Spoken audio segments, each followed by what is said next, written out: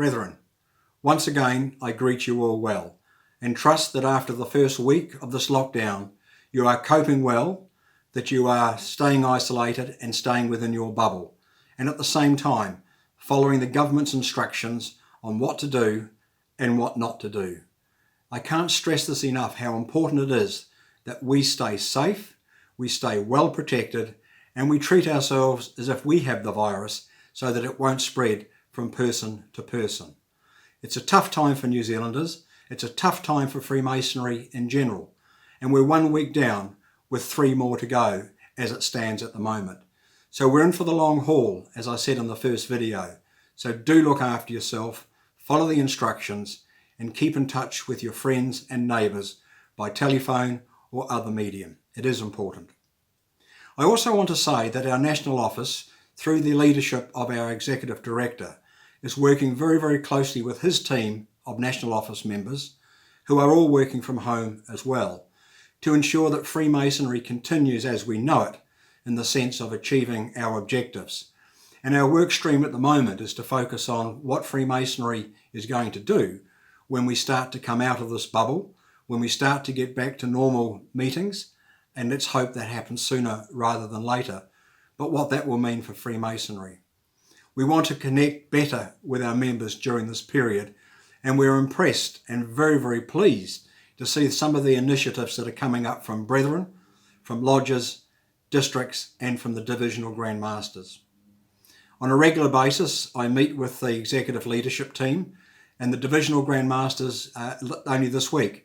And over the weekend, I will be meeting with the Divisional Grand Masters again via video, and I will be joining their conferences as they talk to the District Grand Masters. And after that, the District Grand Masters will be engaging with their masters via medium of Zoom or similar. It's important that we do communicate and we work on scenarios that will look at what Freemasonry will need to do as we move towards the end of this period of lockdown. We are for the long haul, as I said earlier, but it's important that we plan for the future. We don't rush to decisions that have an impact greater than what they really are, and that we make measured decisions that are right for the Brethren and right for Freemasonry. Over the last few days, there's been a lot of popping up of virtual Masonic gatherings.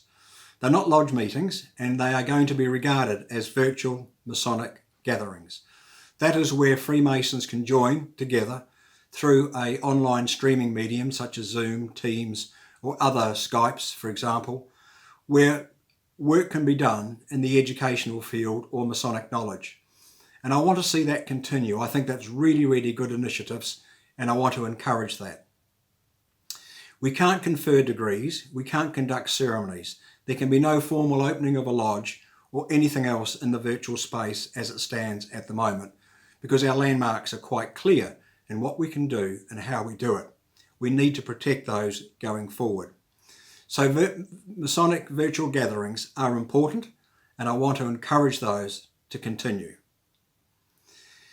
Over the next couple of days, I will join other meetings and talk to Brethren, and I'm going through the same process as everybody else, working from home, trying to communicate and trying to have a social life as well.